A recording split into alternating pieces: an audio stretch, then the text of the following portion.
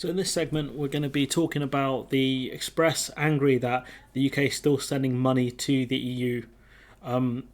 Clearly, they didn't understand Brexit at all because the UK would face, a settlement essentially to, fulfill our contributions to the EU budget, which was always going to happen. They're also angry at things like pension liabilities, which don't really make sense because if that's the case, then you should be angry at people like Nigel Farage, who's going to get a fat pension from the EU. So again, the Express just being angry, they're reaching here because they haven't got a lot to talk about, and I just find this stuff funny, to be honest. So Brexit didn't come for free. Everyone knew it'd be expensive. First line, first lie. No one said that. There were even people like Suella Braverman saying that we would actually get a windfall from Brexit because of our investments in I think it's the European Central Bank, the ECB. So she said we would get like a windfall from the EU. So again, that's a lie straight up. Promises of clawing back funds sent to the EU and regaining fiscal sovereignty kept voters on side of those at the negotiating table, which isn't true. We were told there'd be no downsides and significant upsides. So, you notice how the Brexiteer rhetoric changes. Even the day after the referendum when, who was it? Susan Reid, I think is, from Good Morning Britain. She asked Ian Duncan Smith about it. She said, you said the NHS would get £350 million a week, from the kind of the money that we gave to the EU. Is that going to happen? And then he said, no, the NHS would get the lion's share of the money. But then she was like, well, you said on a bus that they would get paid £350 million. And she was like, did you lie, essentially? And, so the rhetoric changed very quickly straight after the referendum, which shows you that these guys actually had no idea what they were doing and told blatant lies, but anyone could have told you that. Blah, blah, blah. Despite worryingly high figures emerging from Brussels surrounding the Brexit divorce bill, because, they kept making the point we give so much money to the EU, so inevitably, when we decide to leave, there would be a big settlement because we agreed to the EU budget. We had agreements in place that would pay X amount into the EU budget in order to keep us as EU members. The EU weren't going to let us out, without fulfilling our liabilities, especially as some of this would be towards the current budget, infrastructure projects and whatever else the EU pays into, but also things like liabilities and salaries for MEPs and pensions for them as well. The settlement was originally estimated to be in the ballpark of £40 billion. And again, the EU and the OBR have come up with different figures around the actual amount in the divorce bill. It has gone to audit. I don't know if that audit's fully happened yet, so we'll have to keep an eye out for that. But yeah, the government has denied the figure and said most of it had already been paid as part of the UK's regular budget commitments, which I think for the most part is true because we are still paying in. I think the regular payments would end around this year, I think, for our contributions to the EU budget. According to 2020 data from the Office of Budget Responsibility, there remain £25 billion to be paid in between 2021 and 2057, with the biggest chunk of that £18 billion to be paid in the first 5 years, which will mainly do around like salaries and things like that, and other kind of commitments that we've had, as well as bits around Horizon, I think. Horizon and other projects we're involved in. For the first few years, a large chunk of the cost will go towards EU commitments that were agreed whilst the UK was still a member and hasn't been paid for. So they talk about Horizon and the other things here. The OBR data shows that as time goes on, the vast majority of money sent to the EU will be for pensions liabilities, essentially funding the pensions of EU staff, which that sentence there is incredibly misleading because it won't go to EU staff, it will go to MEPs, some of whom were British, people like Nigel Farage and I think Ben Habib, those sorts of people who are entitled to an EU pension and will receive it for as long as they live. So it's not going to EU staff, it's going to current EU staff and former EU staff, which Nigel Farage was. He was an MEP. Can you class him as a EU staff member potentially, depending on how semantical you want to be, if that's even a word? These contributions are forecast to carry on until 2064, according to the OBR, and will peak in 2030 and 2031 with a total of £459 million. Just new and 11 people subjected to new and improved Brexit asylum rules are not really new and improved, are they? So you can see, look, these will be the vast majority of our budgetary commitments here. 26, and most of these, I think the rest of these will be like pensions and minor things that we've got involved in. According to the figures, the UK is forecast to pay almost 12 billion towards EU pensions between 2021 and 2064. Again, that'll be towards EU kind of civil servants amongst other people and MEPs.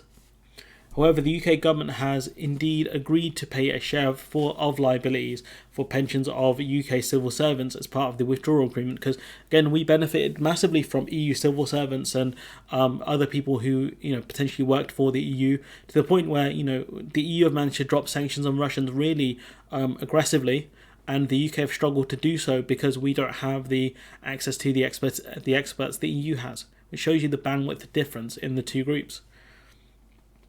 Part of the withdrawal agreement signed by the Prime Minister, do you remember he said it was a great deal, oven ready and all this stuff? Well, that's part of it. The Express supported it, which was passed by the House of Commons. So you can't be mad at this because this was agreed to by the House of Commons. What are you going to say? How dare we make this decision despite taking back control? The withdrawal agreement states that after the UK's transition period ended in 2021, it committed to paying its fair share of pension liabilities, which, would you have it any other way? The UK didn't pay for its fair share of liabilities. So look, you got the amount of pension, so you got like 20, 34. It just depends how young some of these MEPs were, to be honest. But yeah, some of these articles, man, just, you just got to know what the Express are writing, this unhealthy obsession with them. Writing in a blog for Birmingham City University Centre for Brexit Studies in 2018, Professor John Clancy questioned the validity of the UK's liability on behalf of the UK, and this is where he comes up with the most stupid arguments I have ever seen, honestly. He said, some would argue, not me, I wouldn't argue this, but some people, and many people have said, very Trumpian here, that the UK should be asking for a huge chunk of credit in today's money to set aside what it might be judged to owe, because when it joined the EU in 1973, it wouldn't have been the EU at the time, I think it would have been the EEC. There is an argument that the UK paid up straight away for pensions liability. So how could the UK in 1973 have paid for pensions liabilities it's going to be paying until like 2053? How is that even possible? We had no idea how big the EU would be at that time. It's just ridiculous. A ridiculous statement from a ridiculous man. He's talking about some sort of credit we built up. What a joke.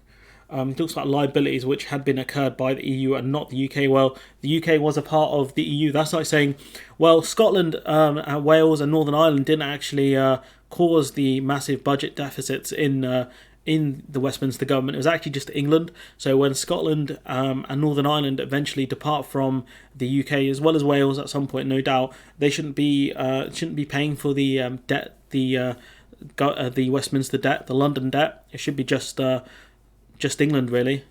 What a stupid argument from this man. One justifiable reading of this position is that the UK took on and paid of those liabilities immediately. I mean, really didn't. And it continued to pay for them for decades. It just doesn't make sense, his statements. Shouldn't it now also drop and also stop paying for alleged present liabilities, as it leaves no, these, what? I read some of the statements these people make and they don't make sense. No, we were part of the EU, we promised to pay into the budget, so we have done. These we agreed to pay into, for EU liabilities, which predominantly these people are MEPs and civil servants that we ourselves benefited from, or at least could have benefited from if we didn't. And so the argument we shouldn't pay them is just a joke. This one I'm going to get to eventually. The EU will send money back to the UK for things like its money in the European Investment Bank, just over 3 billion, which is surprising because I thought we gave up our share in the European Investment Bank and the European Central Bank about 50 million. I thought we gave that stuff up to get the Brexit agreement, but again, if that's not the case, then fair enough. The UK will also receive a share of any money it paid to the EU in fines which were imposed before the end of 2020, which is estimated to be worth around 1.2 billion, which, is great.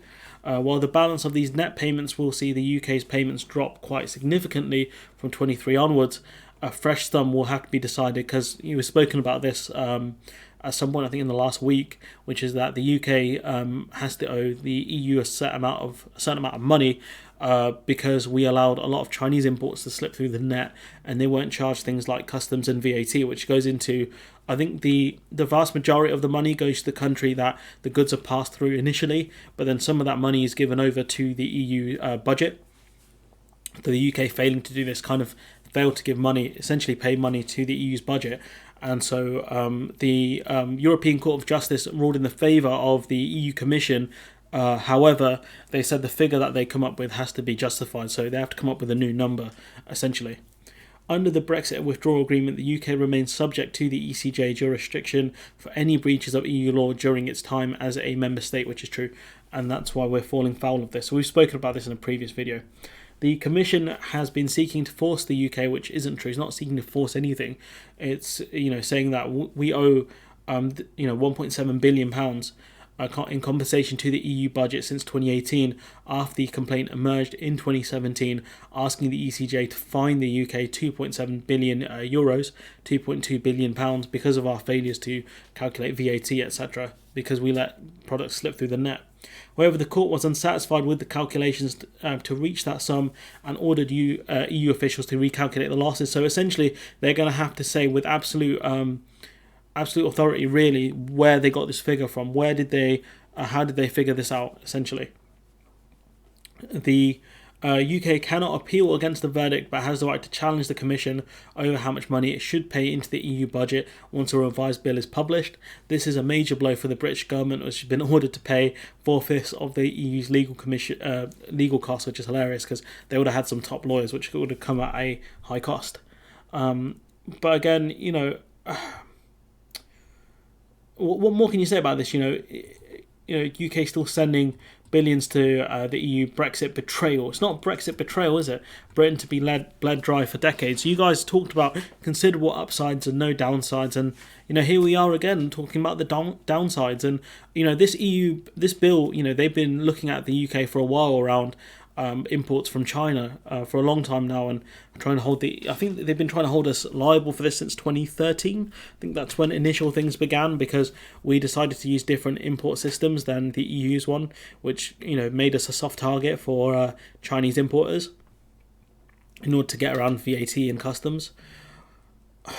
But the simple fact is, the Express can't be angry at this. This is unless they didn't know that this is the Brexit they voted for. It's simply the case that, yes, we still owe the EU a lot of money.